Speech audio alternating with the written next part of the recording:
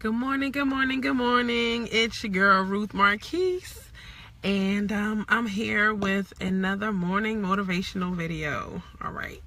So today we're going to talk about dealing with disappointments. I know that everything is going great. It's the morning and you're rushing off to work and everything is awesome. Like you're like, woo, right? But most likely you woke up like, oh man, I got to deal with this. I got to deal with that. But the everyday hustle and bustle, that's normal, but there's something hit me the other day, and it was like there's a sadness that you can only appreciate when things are going good, and when something just doesn't come out and work out as planned, it kind of stings, like, ooh, that hurt, ooh, but then you got to understand, in the moment of inception of the disappointment, right, you got to kill that disappointment real quick. So I'm gonna give you a couple tips on how to kill it, because I realized the faster you kill it and the more you focus on what's in front of you and the more you focus on what's ahead, it really could not matter more. It couldn't matter at all. It doesn't matter that you felt this disappointment. It doesn't matter if you took this loss, this L, whatever you want to call it. It doesn't matter, because you can make your life whatever you want it to be. I want you to know that. Even if you feel like, oh my gosh, what you mean I can make my life whatever I want it to be? Whatever job you work, wherever you live, whatever you're doing, you can make it different. And if you don't believe me, quit your job, right? Don't quit your job, right? You can make it different. You have the power to control it. So sometimes we feel like, oh my gosh, I have to do this and I have to do that. I have no option. I have no choice. But you do have a choice. But if you're going to choose, enjoy it while you have it and then move on. But anyway, let me get to my little 3 tips. All right. Number 1, when you're dealing with disappointment, you have to learn how to accept it. Accept it. I love Jim Rohn. Jim Rohn is one of the top guys. When I was 18 years old, I started listening to Jim Rohn. He started saying some crazy stuff. I'm like, how does this guy talk like this? Nah, nah, nah, nah, nah. And then he said some very key things. And I was like, whoa, what is he talking about? So he says you need to discipline your disappointments. Discipline your disappointments. I want to see some likes if you really understand what I'm saying, right? So when I say discipline your disappointments, it's you cannot let it get you down. You cannot let whatever is disappointing you get to you, right? So you have to allow, even though the thing might hurt, you have to be like, you know what? I won't get too high. I won't get too low. I am going to keep moving and keep pushing forward. So you have to put it into perspective, right? You have to say, you know what? This is not the worst thing that's ever happened to me. I was talking to somebody about, I was like, the worst case scenario that you could do is you had to start, you have to, maybe do it again. I think they were trying to take an exam, and I'm like, that's the worst case scenario. And then I understand that, some people I'm not going to even put that in my head, but for me, a worry wart, I'm retired, right?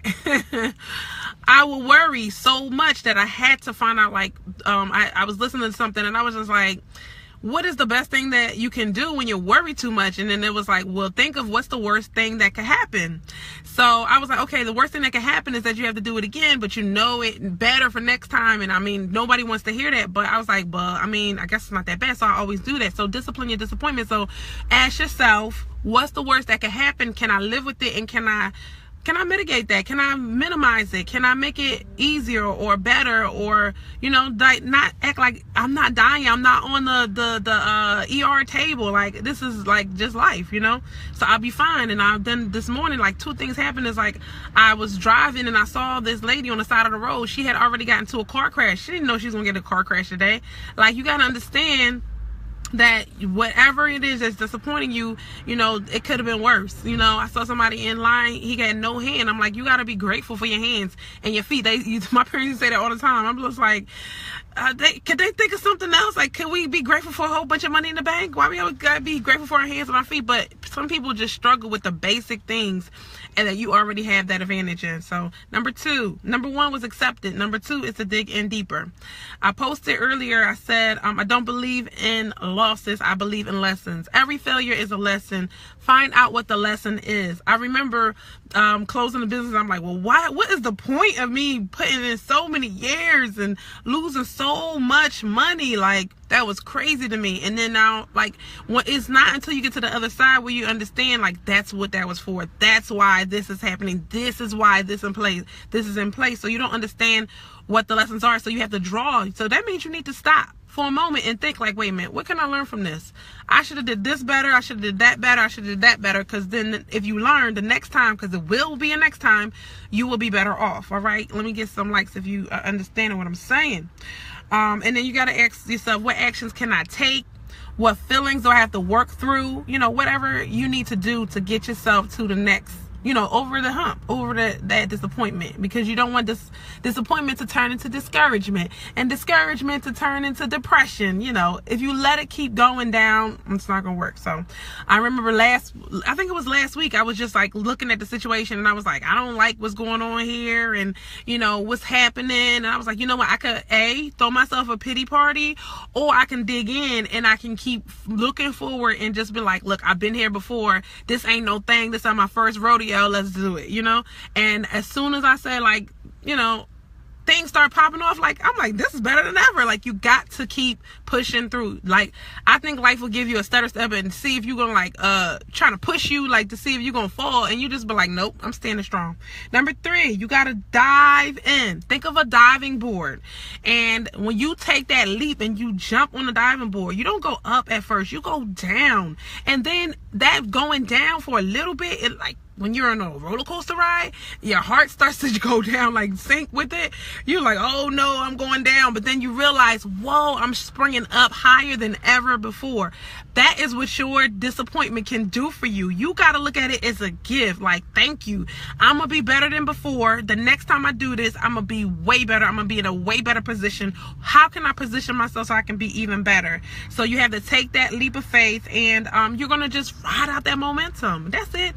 That's it. If you have any other suggestions on dealing with disappointment, let me review. Number 1 is accept it, right? You got to accept what's going on and have a reality check. You know, have that come to Jesus moment, right?